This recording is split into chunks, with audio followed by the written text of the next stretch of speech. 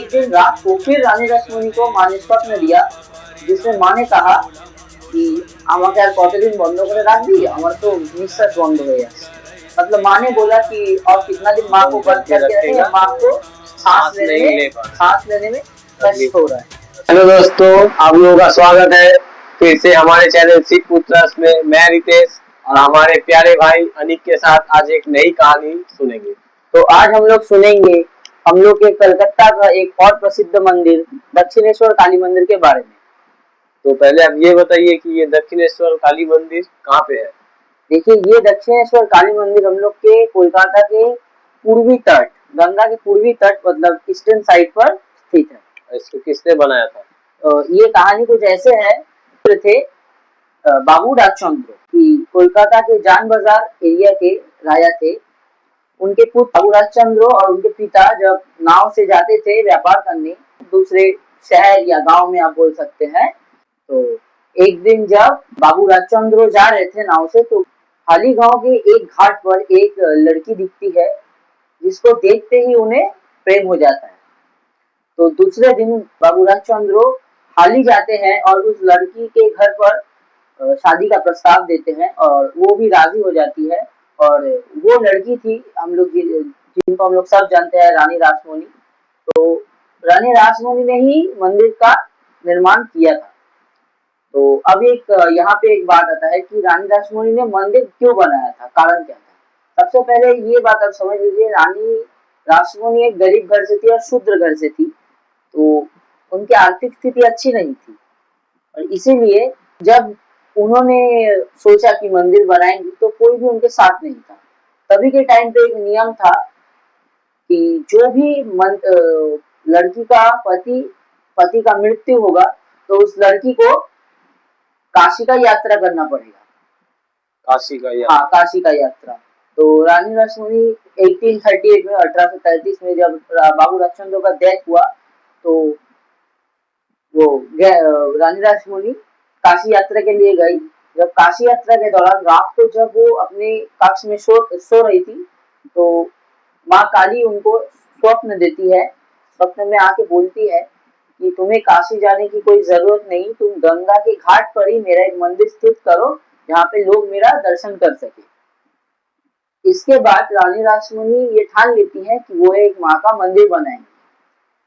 लेकिन मंदिर बनाने में दो विपत्तियां थी। पहली विपत्ति ये थी कि ब्रिटिश सरकार के रूल में उतनी बड़ी जगह, और गंगा के धार की मिट्टी नरम मिट्टी है, तो उतनी बड़ी जगह लेके मंदिर बनाना बहुत टफ बात था।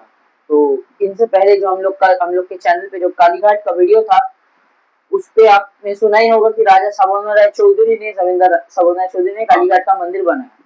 तो रानी रासमणि ने उनसे हेल्प मांगी, तो उन्होंने अपने नाम की हुई 20 एकड़ जमीन रानी रासमणि को दान में दे दी। 20 एकड़ जमीन, क्योंकि वो भी माँ के अनन्य भक्त थे, तो उनके लिए माँ से बढ़कर कुछ नहीं था, ये मोहमा उनके लिए कुछ नहीं था। तो उन्होंने दे दिया।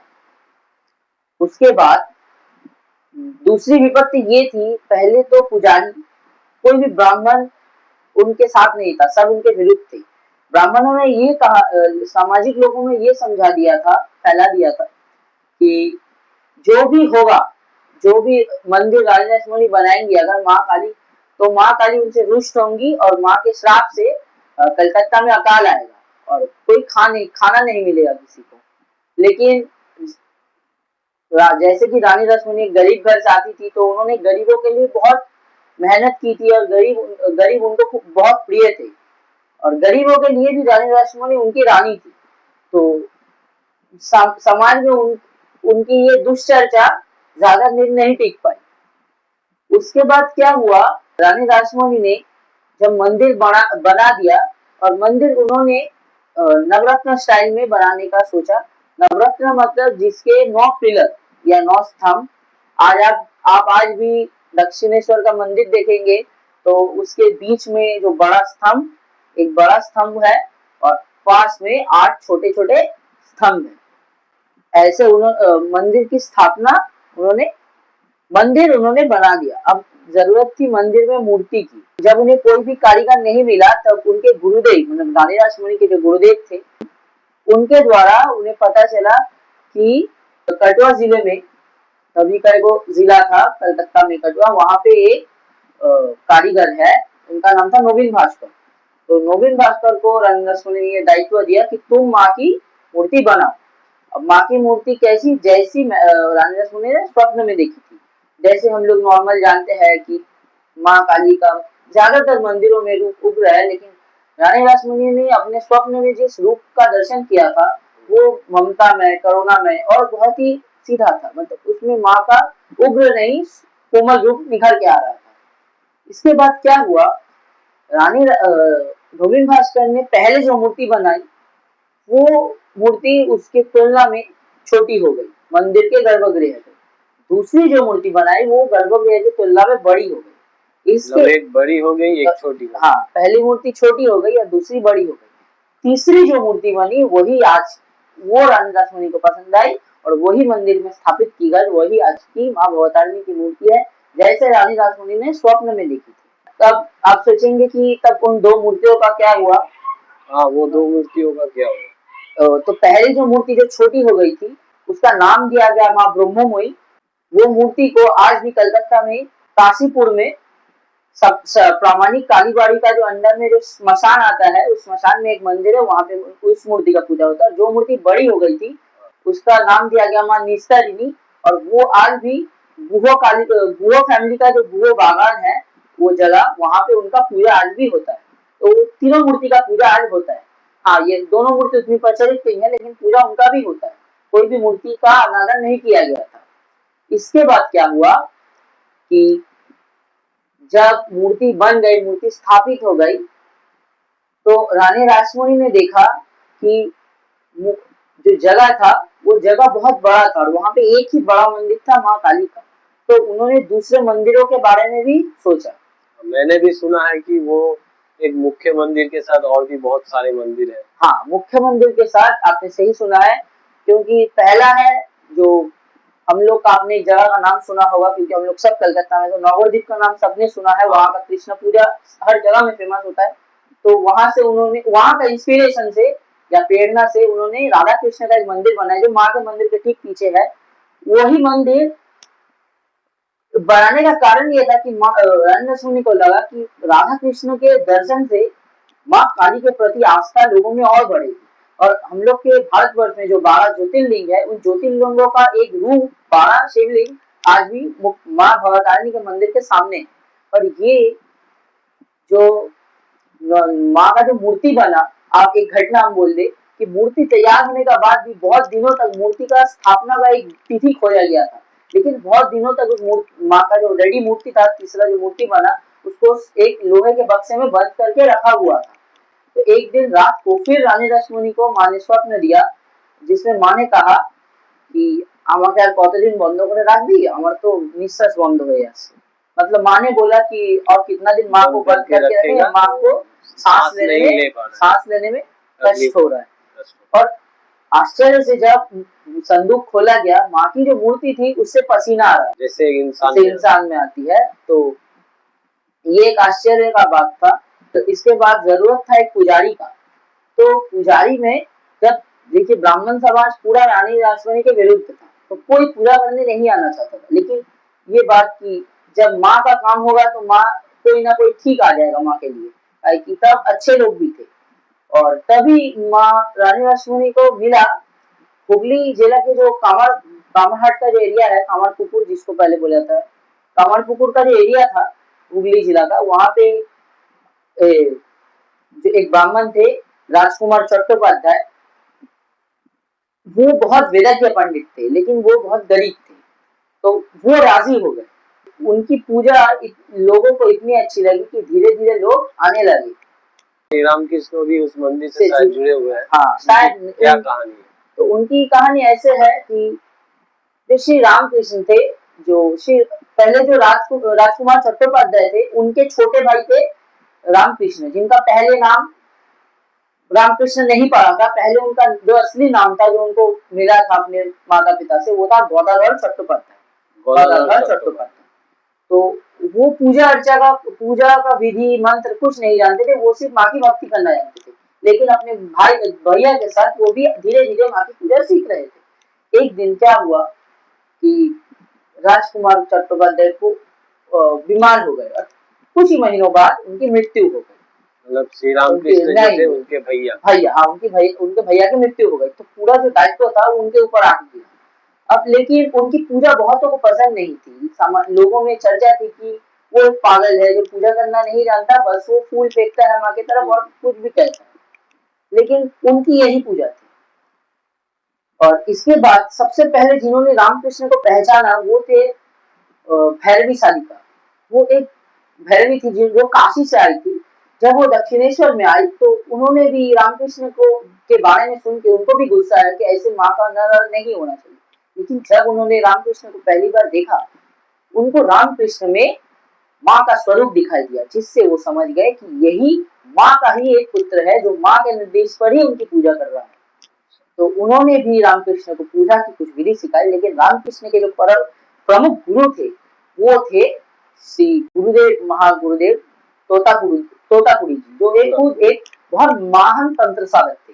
बहुत लोग रामकृष्ण के गुरुदेव तोतापुरी जी के बारे में नहीं जानते हैं, लेकिन आज तोतापुरी जी के वजह से ही रामकृष्ण यहाँ पे है।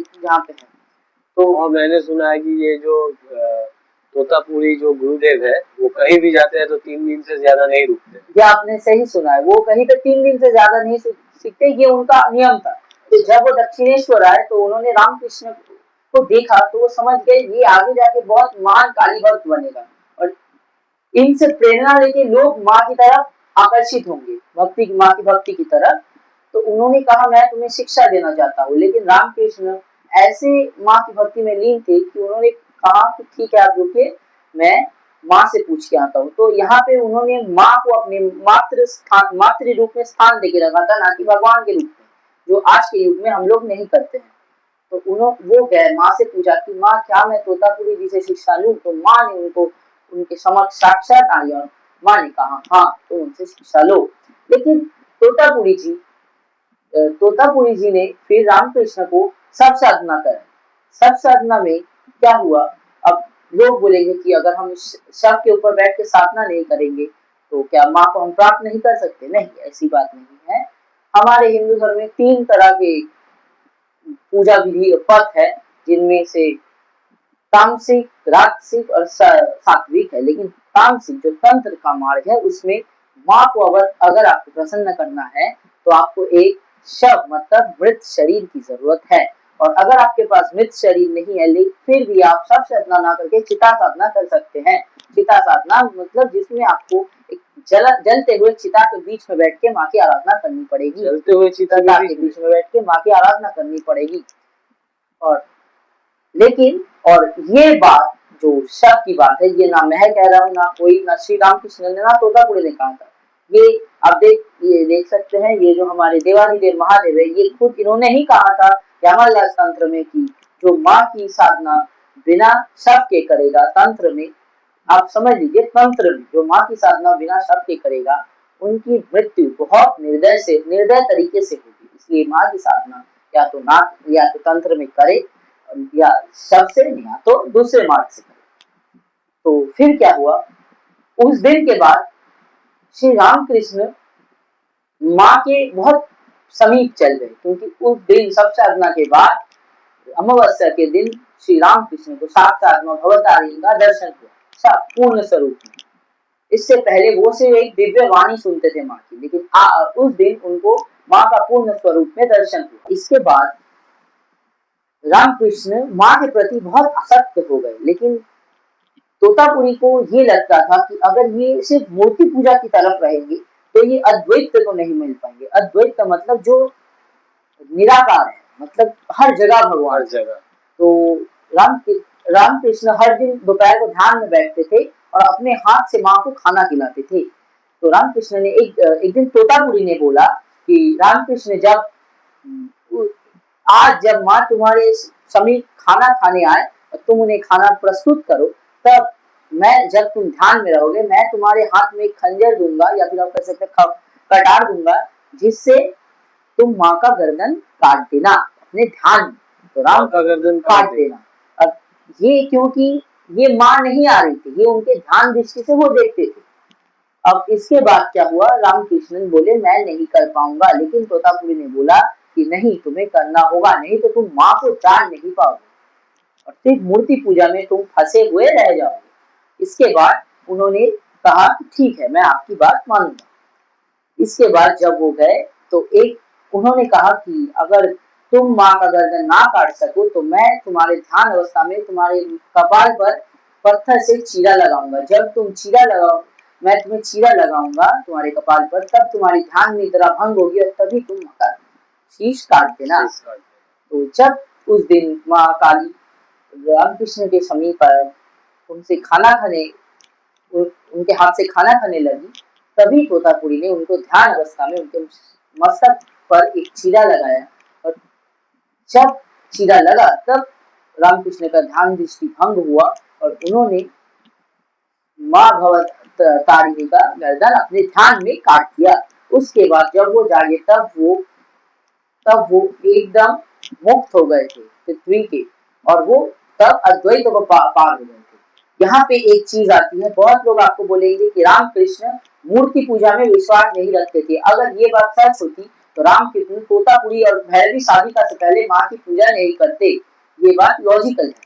लेकिन वो क्या बोलते थे कि मैं अभी कौन से जिस लेवल पे लेवल नहीं, अब लेवल एक गलत वर्ड हो जाएगा, अगर आप बोल सकते हैं जिस कॉन्शियसनेस में हूँ, जिसको आप हिंदी में चेतना बोल सकते हैं, ऐसे चेतना के स्तंभ पर खड़ा हूँ जहाँ पे मुझे मूर्ति पूजा की जरूरत नहीं। मैं ब्रह्मांड में माँ की पूजा कर सकता हूँ और मैं हर जीव में माँ की पूजा कर सकता हूँ। लेकिन वो कभी नहीं बोले, वो हमेशा विवेकानंद को यही बोलते थे कि तुम भी माँ की पूजा करो, तुम माँ के मूर्ति के समीप जाओ, माँ को पुकारो। और यहाँ पे मैं एक बात कर दूं, अभी तक इतने घटना तक रामकृष्ण का नाम रामकृष्ण नहीं पड़ा था, उनका नाम तब भी गौदाधर था। रामकृष्ण का नाम रामकृष्ण कब पड़ा, जब रानी रासमुनि के जो मजले जमाई थे, इसको बंगाली में अगर इसी बोले तो सेजो जमाई थे, मजले जो जमाई थे, वो उनका नाम था मथुरा मोहन विश्वास। वो रामकृष्ण को बहुत वो मानते थे, लेकिन वो पूजा में नहीं मानते थे। एक दिन जब रामकृष्ण का शरीर रोग के कारण निर्बल था और वो लेटे हुए थे, निद्रा में थे, तब उन्होंने मन में कहा रामकृष्ण की तरफ देखते हुए कि हे प्रभु, अगर आप माँ को देखते हैं, माँ को आपने देखा है, तो मुझे भरोसा नहीं है कि भगवान है। आप अगर सच में ईश्वर के रूप हैं और अपने माँ का दर्शन किया तो आप भी मुझे उसका प्रमाण दीजिए। तो रामकृष्ण ने निद्रा अवस्था में बोला कि जाओ, तुम्हारी इच्छा पूर्ण हुई। तब उन्होंने देखा जिस बिस्तर पर रामकृष्ण लेटे थे वहां पे सिर्फ गौदाधर लेटे थे, वहां पे राम लेटे हुए हैं। फिर जब उन्होंने देखा तो देखा वहां पे कृष्ण लेटे हैं। फिर उन्होंने जब ऊपर देखा राम कृष्ण, राम और कृष्ण, ये तीनों मिलके एक स्वरूप बना जिनमें माँ काली था। तो उन्होंने ही नाम दिया मथुरा मोहन विश्वास ने कि जिसके अंदर राम और कृष्ण दोनों समाहित है, वही है रामकृष्ण परमहंस। और फिर आपने कहा कि स्वामी विवेकानंद, मैंने सुना है स्वामी विवेकानंद जब बहुत छोटे थे तब वो बहुत मतलब बदमाशी करते थे, तो उनके मन में ये भक्ति कहाँ से आया? तो आप ये बोल सकते हैं कि हम लोग के दर्शक भी बहुत जानते होंगे कि विवेकानंद अपने बचपन में किसी की बात नहीं सुनते। पहला तो उनका नाम बचपन से विवेकानंद था नहीं, उनका नाम था नरेंद्रनाथ दत्त। लेकिन वो शिक्षा में बहुत आगे थे, गरीब, मतलब उनका भी आर्थिक स्थिति उनके घर का भी ठीक नहीं था। तो एक दिन उन्होंने सुना कोई है रामकृष्ण नाम का जिसने माँ काली को देखा है। वो सबको कह रहा है कि माँ भगवान है, और वो भगवान नहीं मानते थे। वो कहते थे भगवान है तो मेरे सामने आए। तो स्वामी विवेकानंद नहीं मानते। तो एक दिन वो जब रामकृष्ण अपने कक्ष में थे तो वो रामकृष्ण के पास जाते हैं और कहते हैं कि आमी सुने, वो बंगाली में कहते हैं कि आमी सुनेছি ना कि তুমি भगवान के देखे देखे था वो আমাকে देखाओ। तो मतलब वो बोलते हैं कि हम सुने कि हमने सुना है कि आपने भगवान को देखा है, अगर भगवान सच में है तो आप मुझे भी दिखाइए। तो इसके बाद रामकृष्ण उनको अपने सामने बुलाते हैं और बोलते हैं तुम बैठो। फिर वो अपना दाहिना पैर उनके वक्षस्थल, जिसको संस्कृत में मतलब छाती, जिसको हम लोग संस्कृत में वक्षस्थल बोल सकते हैं, वक्षस्थल, उसके ऊपर रखते हैं और उसी अवस्था में रामकृष्ण और विवेकानंद दोनों ही 3 दिन की समाधि में चले जाते हैं। 3 दिन की समाधि में, वही स्थिति में पैर ऊपर करके। 3 दिन बाद जब रामकृष्ण जागते हैं और तब वो बोलते हैं कि जा, तू काली के बुझेगा चीज, मतलब जाओ, तुमने काली को समझ लिया है। वो रामकृष्ण माँ काली को मैक्सिमम टाइम काली बोलते देखा कि उनको माँ तरह, हम कभी उन्होंने माँ भगवान की तरह नहीं देखा। तो विवेकानंद को भी कुछ फील हुआ, उसके बाद से उन्होंने भी मान लिया कि भगवान नाम की कुछ चीज सृष्टि में जरूर है। लेकिन उनके जब विवेकानंद के पिता का मृत्यु हुआ, उसके बाद वो श्री रामकृष्ण के पास आते हैं, बोलते हैं कि तुम्हारी माँ खूब निर्दय, নিজের ভক্তদেরও দেখে না, मतलब आपकी माँ बड़ी निर्दय है, अपने भक्त को वो कभी नहीं देखती। तो रामकृष्ण ने बोला अगर तुम्हें ऐसा लगता है तो जाओ, वो मेरी माँ परम करुणामय है, उनके पास जाओ। उन्होंने कहा आओ मंगलवार आओ और माँ को जो चाहिए वो तुम मांग लो।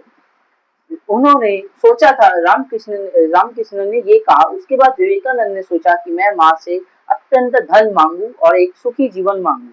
लेकिन जब वो माँ के सामने गए, कुछ चमत्कारी रूप से, मतलब आप सोच सकते हैं कि अब जैसे हम लोग अपने माता पिता से, अपने मम्मी पापा से सुनते आए हैं कि अगर भगवान का इच्छा होगा तो भगवान तुमको खुद ही चुन लेगा, तुम किसका भक्त बनोगे वो उस भगवान ने पहले ही सोच के रखा है।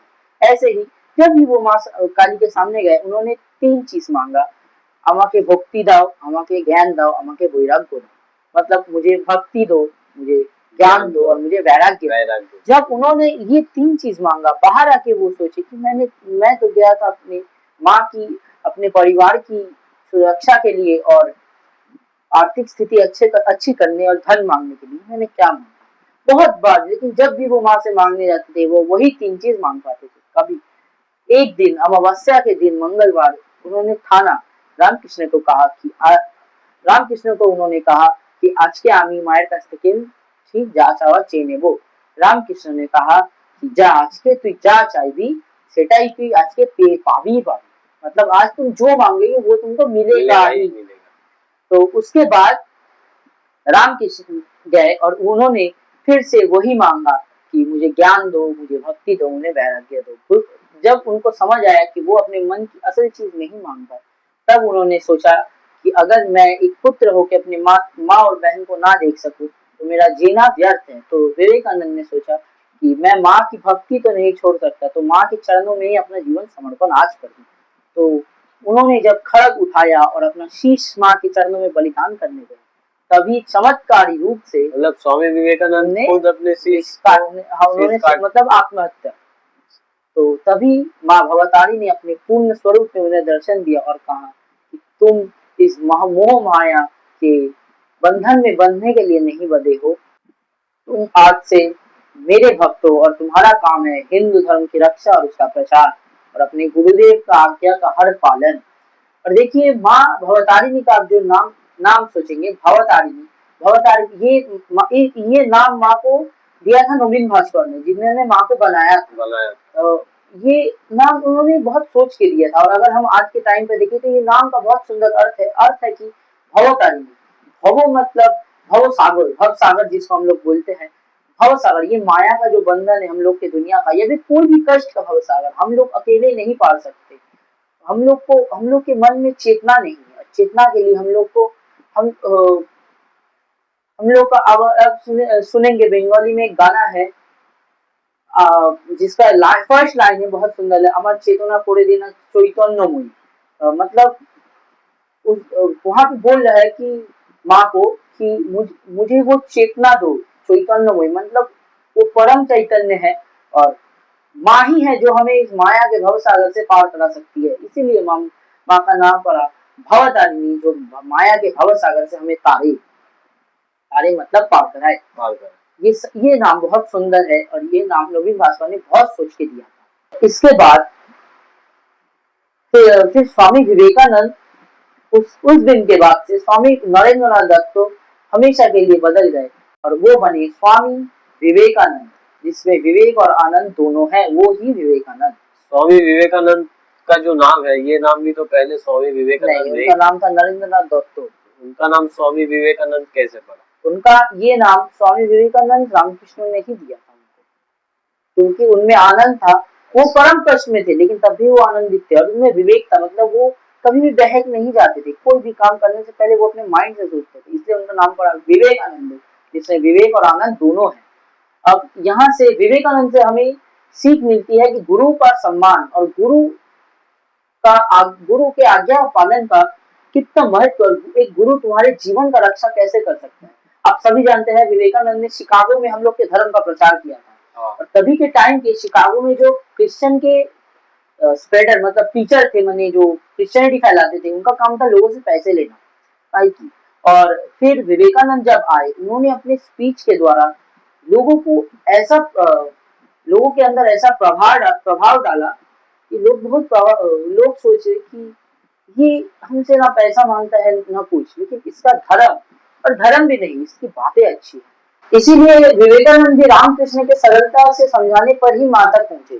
और गुरु एक शिष्य की कैसे रक्षा करते हैं, जब शिकागो में जाकर उन्होंने स्पीच दिया तो बहुत लोग और क्रिश्चियन टीचर बात नहीं मानते थे, तो उन्होंने सोचा हम लोग का धंधा खराब हो गया, हम लोग के पास पैसा नहीं है, तो उन्होंने सोचा कि यही शिकागो में विवेकानंद को मार दिया गया। मतलब वो लोग सोचे थे विवेकानंद को मार देंगे, तो उन्होंने उनको एक पार्टी में बुलाया और उनकी चाय में जहर मिला दी। तो जब विवेकानंद चाय को पीने जा रहे थे तो उन्होंने देखा कि चाय है उसमें उनके गुरुदेव श्री रामकृष्ण की छवि, उन्हें उनका स्वरूप दिख रहा है, और उस स्वरूप से ही वो कह रहे हैं विवेकानंद को कि बेटा खासना है 20 में मतलब इसको मत पियो, जहर मिला है, तो वो चाय फेंक देता है। यहाँ से आप देख सकते हैं कि गुरु एक शिष्य की, अपने शिष्य की कैसे रक्षा करता है। यहाँ पे रामकृष्ण की जो स्त्री हम लोग की माँ शारदा भी यहाँ पे वो भी माँ की एक अनन्य भक्ति, और हमेशा ही श्री रामकृष्ण माँ शारदा को माँ के रूप में ही पूछते थे। उनका मानना था कि हर नारी में ही माँ का वास है, और जब वो अद्वैत को प्राप्त हो गए तो वो हमेशा जब भी पूजा करते थे तो माँ शारदा को अपने समक्ष रखते थे और उनको ही पूजा करते थे, और उनके द्वारा ही अपने अंतिम काल में भी उन्होंने उनके द्वारा, माँ शारदा के द्वारा ही लोगों की पूजा की है, और माँ की भी पूजा की है, और माँ शारदा भी लोगों के प्रति बहुत आसक्त थी। तो ऐसे ही हमारे श्री रामकृष्ण और रानी रासमणी के हेल्प से ये दक्षिणेश्वर मंदिर स्थापित हुआ। तो दोस्तों, आप लोगों को कैसा लगा ये दक्षिणेश्वर का कहानी, कमेंट में जरूर बताएं। मुझे तो बहुत ही अच्छा लगा, और जरूर हमारे चैनल शिव पुत्रास को लाइक और सब्सक्राइब करें ताकि ऐसे ही और कहानी आप तक जरूर पहुंचे। Thank you.